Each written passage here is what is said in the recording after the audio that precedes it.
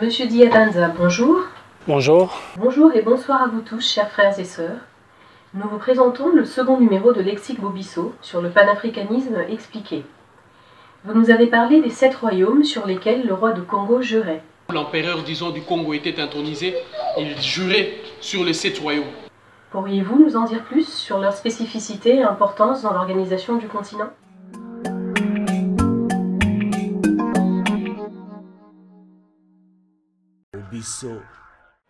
Le terme royaume n'est pas vraiment approprié, donc c'est plus le terme Mazimba. Le terme Mazimba, parce que dans notre conception, dans le royaume Congo, le royaume était considéré comme un grand temple. Et l'ensemble de ces temples-là qui formaient ce qu'on peut aujourd'hui dire empire. Donc le Congo, c'était l'équivalence d'un empire, Le Congo était l'équivalence d'un empire, et les royaumes étaient détenus par ceux qui détenaient les 13 fortunes. Ce sont ceux-là qu'on appelait des rois. Et ces rois-là, ce n'était pas vraiment l'équivalence de quelqu'un qui gouvernait et qui régnait, mais c'était autre chose. Bon, on aura le temps d'expliquer. Les paradigmes ont changé parce que quand on parle du roi, tout le monde voit, il compare à Louis XIV, il compare à Louis XVI, parce que ça, ce sont des approches qui sont tout à fait occidentales. Mais bon, pour simplifier vraiment tout, nous avons utilisé les 7 royaumes. Mais le terme africain véritable à utiliser, c'est les Mazimba. C'est la raison pour laquelle, lorsque je parle du premier royaume, le royaume de Mapungubwe, vous verrez que, donc on dira Mazimba, Mapungubwe. Donc les grands temples de Mapungubwe, d'où étaient réunis les royaumes des Soto, le royaume des Lesotho, le royaume des Zoulous, le royaume des Shona, tous ces royaumes qui étaient dans cette périphérie dépendaient de ce qu'on appelait le Mazimba Mapungubwe. Vous verrez les Mazimba Mapungubwe, c'est là qu'on a retiré Zimba et Boué, qui a donné aujourd'hui Zimbabwe.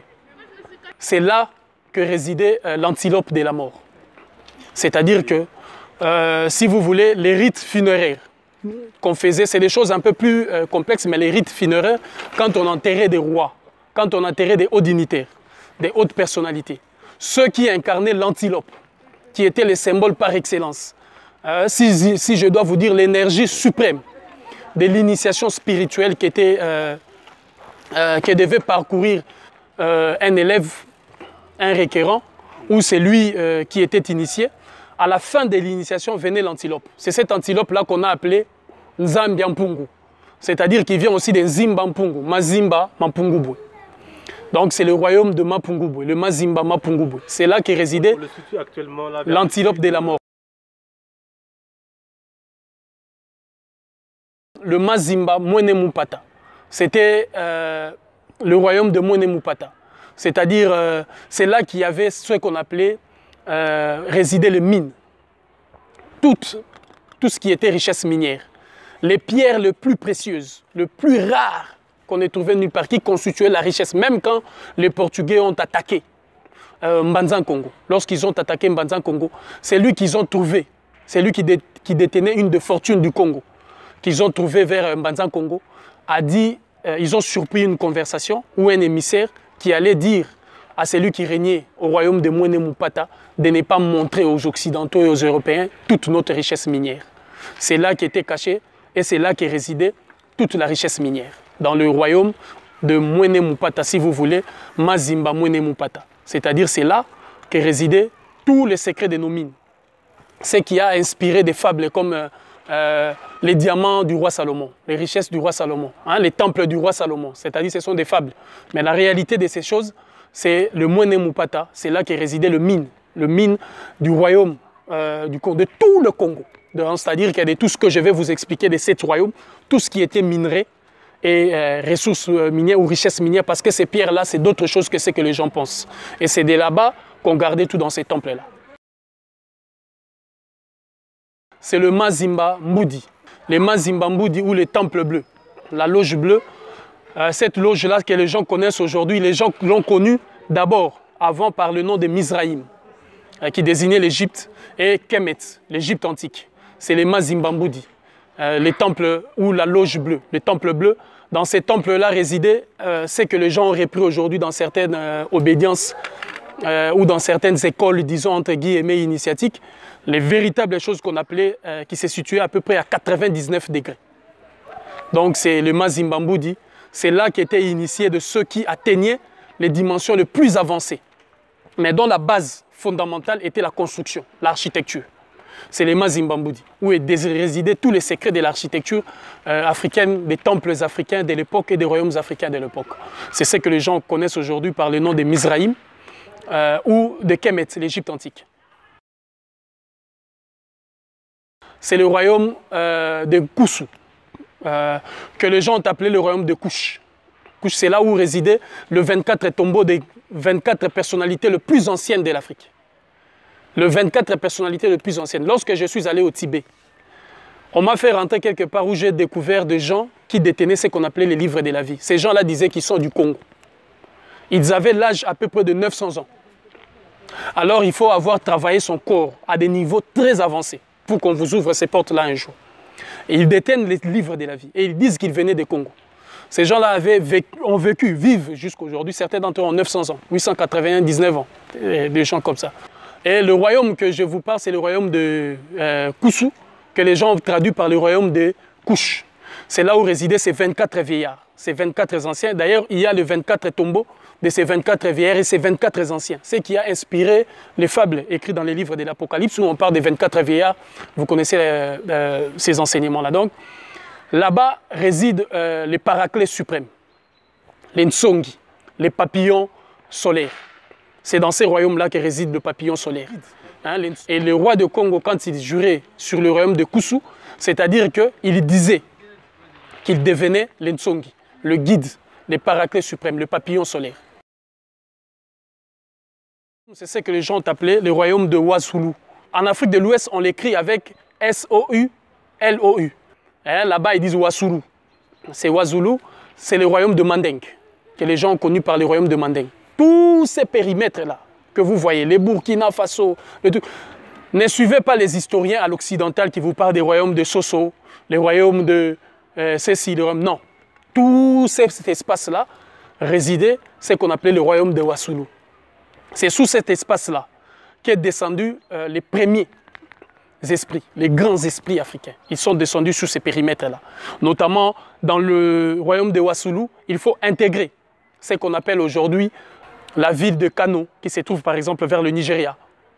Donc c'est là où sont descendus tous ces grands guerriers. Et là-bas, le royaume de Wassoulou, si vous voulez, c'était de véritables guerriers. C'était là que résidaient les guerriers du roi. Parce que si vous rentrez, aujourd'hui, si vous suivez certains historiens qui parlent du royaume du Congo, ils vous parleraient de noms de certains guerriers. Mais ce n'étaient pas des guerriers qui étaient dans la cour du royaume. Les guerriers qui étaient dans la cour du royaume, on les appelait les Mansundi. Les Mansundi ou les Nsundi. D'ailleurs, vous aurez à remarquer que dans le royaume de Wassoulou, le royaume de Mandeng, l'un des plus grands généraux de toute cette équipe militaire, c'est Sundi, Sundia Takeïta. Et Sundia Takeïta n'est pas le seul. Il est l'un des généraux les plus expérimentés, les plus puissants, qui est sorti de ce qui était la garde royale du Congo d'antan. Donc, quand le roi de Congo jurait sur le royaume de Wassoulou, il jurait qu'il était les guerriers par excellence. Les Nsundi, les Mansundi. C'est le royaume d'Ashanti, Akan. C'est le Mazimba, Ngana, qui voudrait dire un peu donner, ce qui nous a été donné. C'est là qu'est résidé le tambour sacré. Le tambour sacré, le Ngoma Lungundu, qui était à la fois le porte-parole des ancêtres et le feu divin. Donc le feu de Dieu et le porte-parole des ancêtres.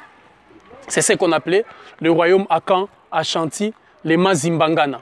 Les Mazimbangana, le temple qui nous a été donné. Et c'est là que résidait le tambour sacré. Si vous voulez, le tambour qui était considéré comme étant le feu de Dieu et le porte-parole des ancêtres. Donc le royaume, le Mazimbangana, ou le royaume Akan, donc qui était le 6e royaume sur lequel jurait le roi de Congo. Donc lorsqu'il jurait sur ça, il était le détenteur, si vous voulez, les gardiens du tambour sacré, le Ngoma Lungundu, qui était à la fois feu de Dieu et porte-parole des ancêtres. C'est par ça que s'exprimaient les ancêtres et c'est par ça que s'est manifesté le feu de Dieu. C'était le royaume d'Éthiopie. C'est le 7e royaume où résidait maintenant le prêtre du royaume Congo.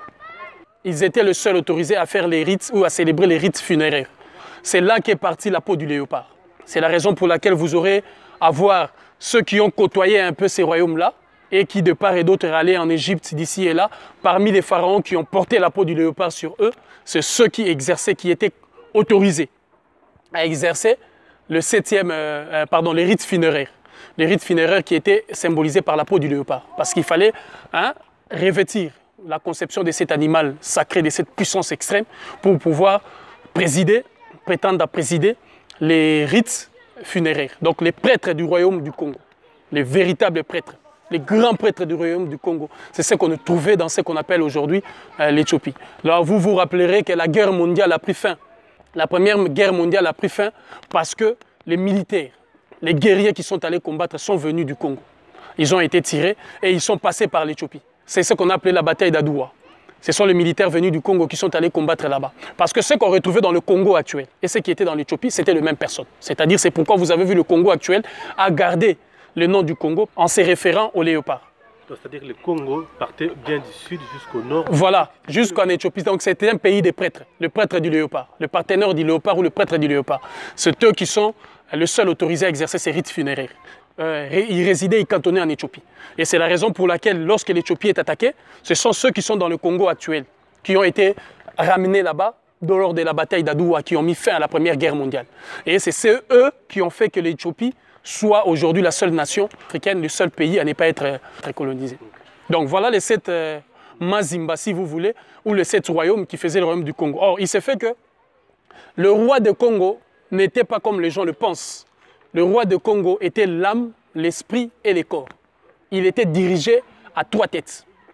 Le roi de Congo possédait l'esprit, l'âme et le corps. L'esprit, c'est ce qui s'est retrouvé dans le Congo actuel, là où il y avait Mbanza Congo. C'est l'esprit du roi du Congo. C'est lui qui était là. Il était l'incarnation de l'esprit du roi du Congo. C'est lui qu'on appelait le roi de Congo, parce que c'est lui qui jurait et qui prêtait, parce que c'est l'esprit qui est par-dessus tout. L'indestructible, c'est ça. L'esprit véritable qui est la source et l'émanation de tout. Et il était considéré comme le roi de tous les Noirs. Donc il jurait sur les 7 royaumes et sur tous les Noirs. Le deuxième, c'était l'âme du royaume Congo. L'âme du royaume Congo, c'était incarné par ce qu'on appelle aujourd'hui le roi du Dahomey. Le roi du Dahomey, c'est lui qui représentait l'âme de tous les Noirs. Et l'âme, si vous voulez, du royaume du Congo. Et il y avait le roi du Sénégal, lorsque vous allez vers les grandes montagnes de Fouta Diallo. Et tout ça est des parties qui sont aujourd'hui là où a inspiré le nom Sénégal, le roi du Sénégal, qui représentait le corps du royaume Congo. C'est-à-dire c'était les 3 têtes qui dirigeaient le royaume Congo. Il était dirigé par le roi du Sénégal, par le roi du Dahomey et par celui qui était considéré comme le roi du Congo, l'esprit, l'âme et le corps. Et ces 3-là qui ont inspiré la fable aujourd'hui que les gens connaissent par les 3 rois mages. Les rois mages, ce sont ceux-là, ces 3-là qui l'ont inspiré. Donc, ce que je vous apporte aujourd'hui comme éléments, ce sont des éléments qui sont gardés dans des temples avancés et qui sont les portes des grands initiés. Tous les grands initiés aujourd'hui qui connaissent la vraie histoire de ce qu'en est le royaume du Congo, sont au courant et connaissent peut-être de quoi je parle. Qu'en est-il du panafricanisme actuel? Là, vous nous présentez un royaume et une organisation quasiment indestructible. Mais comment est-ce qu'est arrivé le chaos? Déjà, pour le chaos, c'est un cycle normal et perpétuel. Ne vous étonnez pas pour ça, ça devait arriver. Quelle que soit la personne qui aurait pu déclencher ça, mais ça devait arriver. Et je ne pense pas qu'une force extérieure pouvait avoir raison de nous. Ce sont les fils de l'intérieur qui ont commencé à ne pas marcher selon certains principes. Ce sont ces principes-là qui ont été, par exemple, les portes d'entrée. Lorsque vous violez ces principes-là, vous ouvrez les portes d'entrée. Je voudrais d'abord vous résumer qu'est-ce qui gouvernait les 7 royaumes. Les 7 royaumes étaient gouvernés par des lois. Le premier, c'était les lois des hospitalités, qu'on appelle le Bubandanzenza.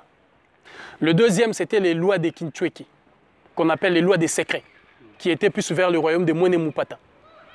Donc c'était le secret, il fallait garder le secret de nos minerais, de ce que vous appelez aujourd'hui des rubis, des diamants, des saphirs et de toutes ces choses-là. Il y avait les lois des patiences, qu'on appelait les Lukwamu. Il y avait les lois des pouvoirs, qu'on appelait les Kiyekwa. Il y avait les lois des respects, ce qu'il fallait respecter, ce qu'il fallait faire et ce qu'il ne fallait pas faire, qu'on appelait les lois des Buzitu, qui étaient plus vers le royaume d'Éthiopie, où les prêtres devaient respecter certaines choses. Il y avait les lois des Sukika, les lois de vigilance, ou des clairvoyances. Et il y avait les lois des Kilaou, les lois de vigueur qui constituaient les forces, hein, les véritables forces, et toutes les forces qui constituaient ces royaumes. Donc voilà ces lois-là qui incarnaient les 7 royaumes. Et c'était ces lois-là qu'il fallait respecter. Lorsque vous ne respectez pas ces lois-là, la chute, la décadence a commencé petit à petit. Parce que dans chaque temple, dans chaque mazimba et dans chaque royaume, les lois n'étaient pas respectées. Pour en venir à votre question sur le panafricanisme actuel, c'est là où pourquoi le panafricanisme, les gens sont en train de parler du panafricanisme comme à la mode. C'est ce que je vous disais, il faut rentrer dans les principes énoncés. Parce que ces principes énoncés, c'est là qu'on comprendra les 21 nations de l'Afrique-Guinée et les 7 royaumes. C'est-à-dire, ceux qui sont du royaume du Dahomey doivent intégrer le panafricanisme avec les lois et les principes énoncés par les royaumes du Dahomey. Ce sont ceux-là qui doivent être la tête gouvernante de l'âme du panafricanisme. Parce que le roi du Dahomey incarnait, si vous voulez, une des têtes, donc qui dirigeait le royaume du Congo, l'âme du royaume du Congo. Donc, si vous êtes du Dahomey, vous êtes né du ventre du serpent, et vous voulez rentrer dans le mécanisme de ce qu'il y a en Égypte antique, c'est-à-dire dans les Mazimbambudi. Vous voulez rentrer parmi de ceux qui sont initiés jusqu'au 99e degré. Ça ne marche pas. Vous pouvez être initié, mais vous ne pouvez pas fonctionner sur ces bases-là. Donc, il faut restituer chaque royaume, les lois comme il se doit, et il faut recomposer et refonder le panafricanisme, allant sur ces bases-là. Si je vous ai cité les exemples de l'Haïti et toute la révolution haïtienne a marché pour ça, parce que les 21 nations ont été disposées 3 fois, qui ont fait 21 nations. Derrière le roi du Congo était disposé 7 nations, parce qu'il était la tête. Derrière le roi du Dahomey était disposé 7 nations, parce qu'il était l'âme. Derrière le roi du Sénégal était disposé 7 nations, parce qu'il était le corps. Ce sont les 21 nations-là qui ont formé la révolution haïtienne. Parce que tout était respecté. Ce sont des grands initiés. La personne qui l'a établi en place, c'est un prêtre vaudou Boukman. Ce prêtre-là, il est évidemment connecté vers les royaumes d'Éthiopie. C'est-à-dire il s'est connecté sur ces temples-là et il a su ses secrets enfouis et cachés, et il a réordonné la base des choses. C'est pourquoi vous avez vu que ce panafricanisme-là était véritable. Lorsque vous allez par exemple chez Biokos Bioyo, Biokos Bioyo avait le même feu, incarnation mais des Mazimba. Parce qu'il parlait des Mazimba. Le feu, c'est ce que vous avez vu même, la disposition administrative de la Colombie. Allez vous voir, il y a 32 districts. C'est l'enseignement de ce qu'on appelait la possession. Bon, je ne veux pas rentrer dans ça d'une dimension spirituelle du Congo. Lorsque vous allez en République dominicaine, vous verrez les Lemba. C'est-à-dire que c'était l'incarnation véritable de ces principes-là qui ont enclenché ces mouvements-là, jusqu'aux marrons, comme j'expliquais la dernière fois. Tous les marrons étaient bien fondés sur des principes et des règles bien établies qui font que ça fonctionne. La nature ne change pas. Ce qui a été valable dans le passé peut être valable aujourd'hui, à condition de respecter les principes comme ils sont établis. Donc le panafricanisme actuel, il faut que chacun comprenne d'abord où est-il né, sur quel temple il est accroché et quel est son rôle à jouer. Comment il va disposer. Vous ne pouvez pas rentrer comme ça, aller parler de ce que Sankara faisait. Sankara est le porte-parole d'une aspiration profonde, émanation de certaines forces datant qui ont été organisées. Patrice Lumumba, pareil. Barthélemy Boganda, pareil. Vous avez vu qu'à un moment donné, au lendemain des indépendances, toutes ces personnalités que je vous ai citées avaient tous la toge du léopard. Allez-y comprendre quelque chose. D'ailleurs, ils ont fait en sorte que le léopard est devenu le symbole dans quasiment tous les pays africains. Même ceux qui n'en avaient pas comme symbole étaient intronisés par la peau du léopard. Donc il fallait comprendre qu'il fallait rentrer d'abord dans certaines orientations pour pouvoir maintenant déclencher les événements comme ça. C'est ça la condition préalable du panafricanisme actuel. Les États-Unis d'Afrique, c'est absolument l'unité et le respect des principes? Voilà, cet États-Unis-là est d'abord une unité quand Anténor Firmin l'a lancé. Anténor Firmin, vous savez, c'est un fils né de l'Haïti. Quand Anténor Firmin l'a lancé, il savait de quoi il parlait. Quand Georges Padmore, qui est né à Trinidad-Tobago, l'a lancé, il savait. Quand Kwame Nkrumah est venu, vous avez vu que Kwame Nkrumah est le seul parmi tous les leaders panafricains qui est allé jusqu'au fin fond des choses. Il a dit même à Sékou Touré, si nous voulons l'unité de l'Afrique, il faut sortir, casser l'islam et le christianisme, sortir des religions. Sékou Touré s'est arrêté à l'islam. Mais Kwame Nkrumah est allé jusqu'au bout. Vous l'avez vu qu'il a repris ce qu'on a appelé les Kita ancestrales.